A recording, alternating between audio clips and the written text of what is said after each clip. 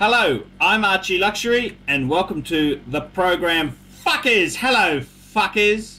And today I'd like to talk about your first luxury watch. And this is in response to an email I received from Andrew Lee. And he came to me. He came to me and he sent me a small donation, because I don't do fucking things for free. I'm trying to scratch out a living from YouTube, and I mean, for fuck's sake, fuck me dead. How am I supposed to earn any money if you rich, nasty fuckers who are buying prestige watches won't even flick me a few bucks for the advice? So he sent me $20, which is fine, and he was asking me. He came to me and he said to me, he told me that he was just saw, what the fuck did he say? What the fuck did he say? He says to me, okay, here we go, just checking the payment came through, that's fucking important. He came to me and he said to me, look, he's, okay, I'm buying my first luxury watch. After months of thinking and researching, I've narrowed it down to two. He's narrowed it down to the Jaeger-LeCoultre Reverso Grand Date and the Rolex Submariner 116610. I'm leaning towards the JLC. That's the Jaeger-LeCoultre. So let's just have a... I happen to own a Reverso Grand Date. It's a wonderful watch. I think they're absolutely beautiful. It's a grand size, a very much a lovely piece. Now he says to me, would you suggest the Jaeger-LeCoultre Reverso Grand Date, Rolex, or something equivalent? And my honest advice, what is the first luxury watch? What should you get? And I mean, look, fuckers, there's no right or wrong answer. You can buy whatever the fuck you want. However, my advice from having bought and sold probably 200-300 watches, I would say the best watch to get initially is some sort of steel Rolex Submariner. It doesn't matter whether it's the no date or, now I've got mine on a James Bond NATO. It doesn't matter if it's the no date or the date version, but I reckon that's the most versatile first luxury watch. Now the reason I say this is simple. Providing the seals are okay, and you could easily get a pressure test arranged, it's going to be a watch that is waterproof. You can wear it to work, you can wear it with a suit, you can wear it going to a restaurant, you can wear it on most occasions. And if you want to do something different, you can put the fucker onto a cool strap, and you may look like a hipster. But at the end of the day, you can still jump in the pool and keep that watch on. The Reverso Grand Date, it's more of a dress watch. It's a beautiful watch. I love it. However, it's more of a piece which one, it's got a leather strap, so you don't want it to get ruined. Two, it's not waterproof. Three, it's a haute horology. It's quite a delicate piece. The metal has been described as being made of butter. Okay, it's a bit of a scratch magnet. However, it's a great thing to own. I really love the Reverso Grand Date. But as a first watch, I tell you now, in hindsight, for me, now I've owned, my first real luxury watch was a Rolex Explorer 1, a 1016. I reckon the best watch to get is a no-date steel sub. That's my opinion. Now, whether you get the no-date or the date, that's kind of irrelevant.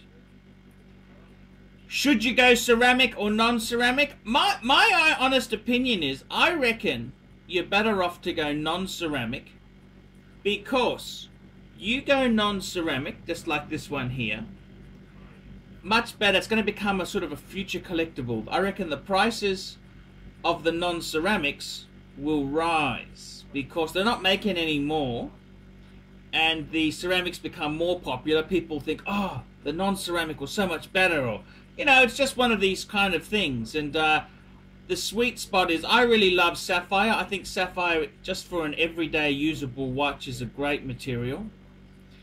And I think the non-ceramic, my no date here is about a 1999, early 2000 type watch. Great piece to have. So that's what I'd say. Your first luxury watch, yes, the Reverso Grand Date is a great watch, but I reckon the sub is just so usable because it's waterproof. It can fit all occasions.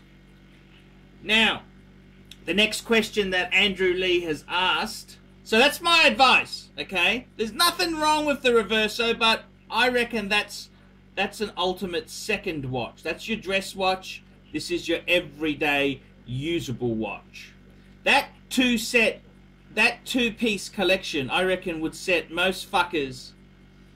Most fuckers could very happily, you know, get away with those two pieces for everything in life. That's all most people would need. You need some sort of dress watch and some sort of everyday watch. I reckon you couldn't get better than that. The next question Andrew's asked is, where should I buy? eBay, Chrono24, or a dealer like Kenny Nguyen? Now, let's answer that, okay? Yes, Kenny Nguyen, he pays a small fee to advertise on the channel. Not a huge fee, but he does pay some fee, but I really like the guy. Kenny is such a cool guy. He's fucking good to all the customers I've sent him. He's 100% honest. He's a good fucker. There's nothing wrong with eBay. Kenny Nguyen runs an eBay store. Jewelers on Time has an eBay store which they run. Nothing wrong. eBay and Chrono24 have many fine dealers. However, there are some charlatans and sharks there as well. My own opinion is, I'd be dealing with someone of Kenny Nguyen's, who's got a brick and mortar store. If something goes wrong, they'll look after you. They'll help you out. So my own view, eBay and Chrono24, if you're a newbie, you're new to watches, you're not really... I'd be buying it from a recommended source, a dealer who's been recommended to you. And I recommend Kenny Nguyen. He's a cool guy. I love him. So with that taken, let's take a small break to have a look at Kenny Nguyen's Jewelers on Time. We specialize here in pre-owned Rolex watches. Rolex watch is a very special timepiece, and we always do the servicing exactly as factory specifications. We buy a pre-owned piece and we put it into brand new condition. We have Rolex certified technicians working on that. We completely disassemble the piece, we adjust and polish and change every single part of the watch. You have to have certified watchmakers that know what they're doing. If you have an expensive car, you're just not going to bring it to any mechanic that doesn't know what they're doing. You spend $5,000, it's like if you put money in the safe deposit box. And 1 or 2 years from now, you will keep having your $5,000. We have to spend a lot of money to get all this equipment together, but makes me feel I'm doing what I'm supposed to do. It's not a question of money, it's my passion. Jewelers on Time, simply the best. And Kenny Nguyen also does a lot of service work. So if you've bought a piece, doesn't have to have bought it from Kenny, anyone. If you've got any pieces and you're in America, I highly recommend Jewelers on Time for servicing. They put a lot of money into servicing. Okay, now he's the third thing he's done is he sent me a link to an eBay auction, and it was for a Reverso Grand Date. And look, I honestly, my own opinion is there. It's a low bidder from New Mexico. I mean, I don't know about that. And I'd be honestly, you know, my own opinion there. As I've said to you, I reckon the Rolexes are so much more usable. Nothing wrong with the Jaeger culture. I sing its praises all the time. But in my humble opinion, I reckon you can't go past. You really can't go past having a waterproof watch there. I mean, the Submariner, it just blends in with everyone's lifestyle. The Submariner is the most iconic Rolex sports watch that you'll find. So, you know, my own opinion is myself, I'd be saying, you buy a Rolex sports watch, you can always get out of it. So if you want to buy something later that costs a bit more money and you want to partially trade, you're going to do very well with any of the Rolex sports watches. Buy it used, don't buy it new. Buying new is a big mistake. But buy it used from a recommended source. That's probably the most important thing I can tell you there. So there you go, fuckers. What's the first luxury watch that I would recommend? The first, for your first piece. And I got to tell you, I think Rolex is just fucking superb. And I even prefer the Rolex to the Omega Speedmaster Man on the Moon. The Omega Speedmaster, it's a chronograph, it's not waterproof. And I reckon you'd be more versatile having a sub. I reckon the sub, that's why the sub is just so popular there. I reckon they're pretty well, they're blue chip investments. I mean, there's margins in the sub are very small, okay? You know, it's not something you buy necessarily to make money out of, but you won't lose money. So that's my advice. Your first luxury watch. Come on, fuckers. Tell me what you think. Tell me if I'm right, I'm wrong. You don't like my opinion, you tell me, fuckers.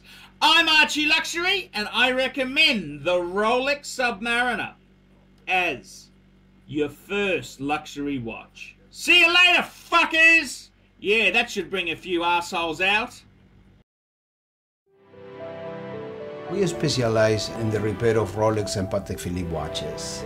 We've been doing the same thing for more than 25 years. We have Rolex technicians certified by Rolex who actually used to work for the company for many years, like if we're doing the work on the factory.